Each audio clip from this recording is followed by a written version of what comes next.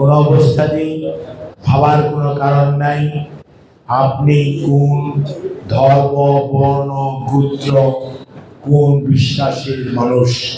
আমাদের দরকার আপনি বাংলাদেশের মানুষ, প্রজাতন্ত্রের কর্মকর্তা, কর্মচারী, এবং আমরা সবাই মিলে এই দেশটাকে গড়ে তুলতে চাই।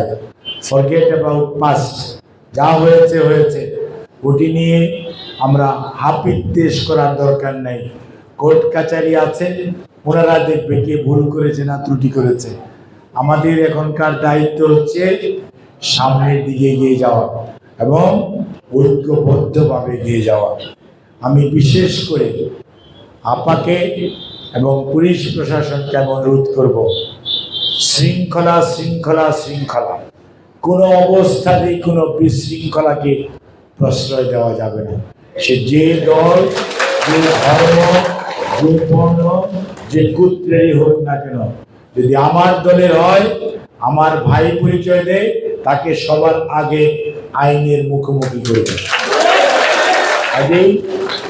আর কোনো অবস্থাতেই কোনো মানুষের প্রতি কোনো বৈষম্যমূলক আচরণ, আদিবাসী হোক, সনাতন ধর্মাবলম্বী হোক, ইসলাম ধর্মের অনুসারী হোক, আর বুদ্ধিস্ট ধর্মের অনুসারী হোক, বা খ্রিস্টান হোক, তিনি যেই হোক, সে যেন তার নাগরিক অধিকার সমভাবে ভোগ করতে পারে, সেই লক্ষ্যে প্রশাসন এবং সকল কর্মকর্তা কর্মচারীরা আপনারা আপনাদের দায়িত্ব পালন করবেন।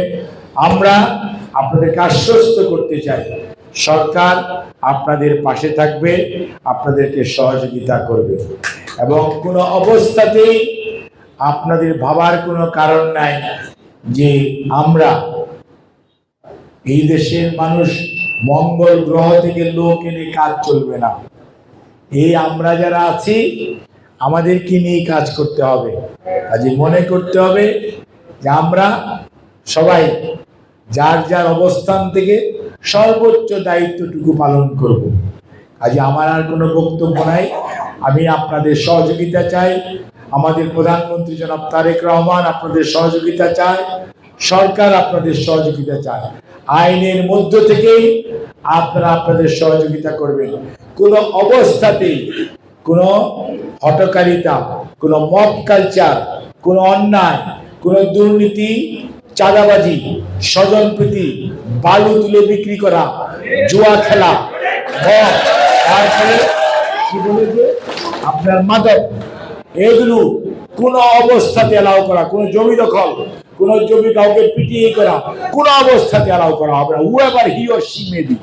So this is my earnest request. You are the magistrate, আপনিও ম্যাজিস্ট্রেসি আছে এবং আপনি ল এনফোর্সিং অথরিটির মানুষ।